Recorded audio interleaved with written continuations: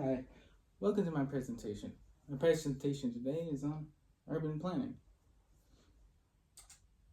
Why plan at all? Well, populations move and you need a way to effectively organize these populations. Cities prove to be a great production value to countries and states all around the world. Now, why is this relevant to you? Well, Queen Creek is the 7th fastest growing city in the US, and Maricopa is the 12th fastest growing county in the US. Now, when it comes to urban design philosophies, there's 4 main philosophies. Here you have the American functionalist philosophy, which states that everything must have its function. You can see this very well with its urban core and its heavy zoning and its grid-like pattern. Formalist is often referred to as the universal fit. Formalists argue that every need must be met, even if it is just a little bit. Systemic argues that the fluidity and movement of entities across the city is the most important factor of urban design.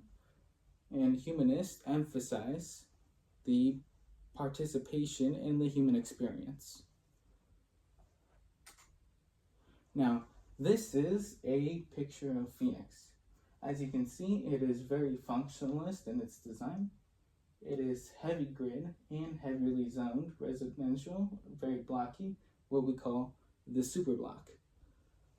Now, there's a few problems with the grid that is very apparent to anybody who's lived in the city for any amount of time.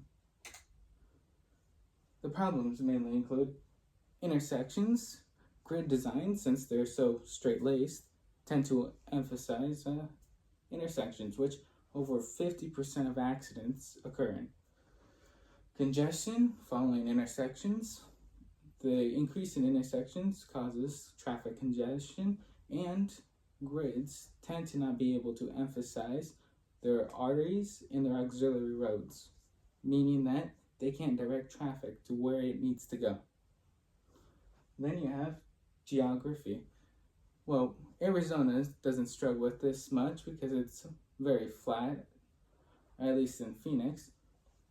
But in order to use a grid, you need to flatten and pave everything, which increases the urban heat island effect and in turn increases energy consumption. Now, for example, the congestion in the functionalist idea and where this goes wrong is the I-10 in Houston, Texas.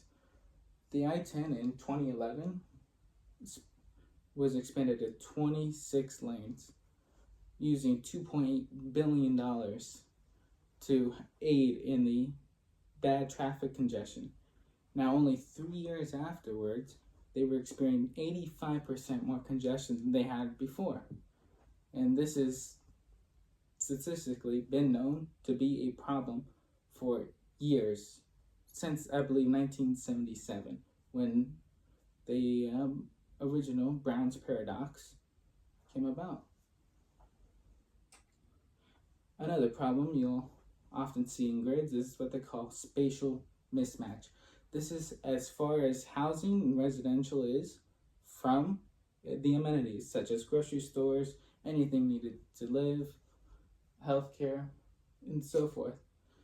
And you'll see this often impacts low-income housing the most. Now, on average, it takes about 25 minutes to 28 minutes for the average commute one way. And the average commute one way is also 6 to 10 miles.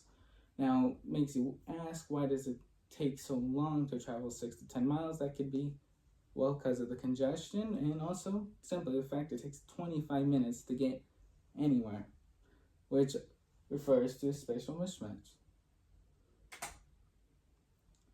Now, I think where America really struggles with its idea of building a city is that it views the city as a machine.